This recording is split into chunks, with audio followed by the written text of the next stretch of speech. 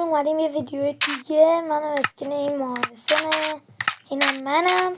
اومدیم بریم برای بازی مرکب، بازی ماهی مرکب. بریم ماهی مرکب، بعضی هم میگه ماهی مرکب.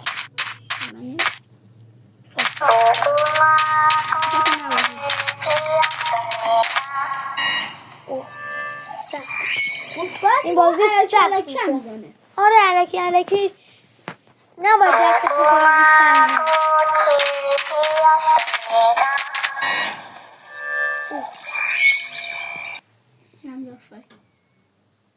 همینجا اومدیم بچه ها هنر کردیم. باید تو بکنید این مارس خیلی دیدیم.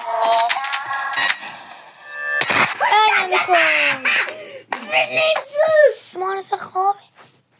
هایت یکی خوابیده بود. یه مرد خوابیده بود اونجا. تکون بخور میبازی تو هم.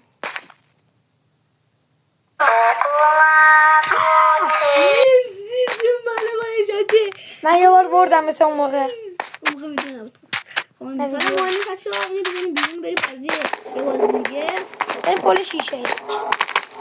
اگر میخواید بیشتر بذاریم براتون اول تو اگه میخواید بیشتر براتون باز بذاریم لایکو بکنید. بله. این بازی دوبار میریم چون سخته. تو این بازی دوبار میریم. آره. بغل چیه؟ بغلیته. سمت راستته. میگم راستته. چه اشکال نداره. یه بار دیگه میریم. آره عشقامون یه بار دیگه میریم. و آخرین بار. اول من میرم. تو بگم کدوم بره؟ برو سر توی تو جایی میگردش.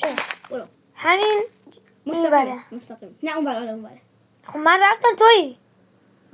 من اومدم دیگه. خب من اینو بیای حساب نیستش. اینو من رفتم تو الان بری. اینو برو. ولی اینه. اوه یس آفرین. تویی الان. بیا. نظرت کدومه؟ من میگم اینه. نمیدونم نظر خودت.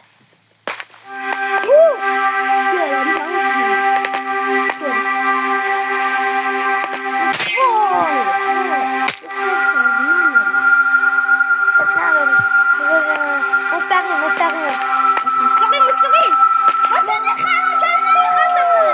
بچه ها این ویدیو لایک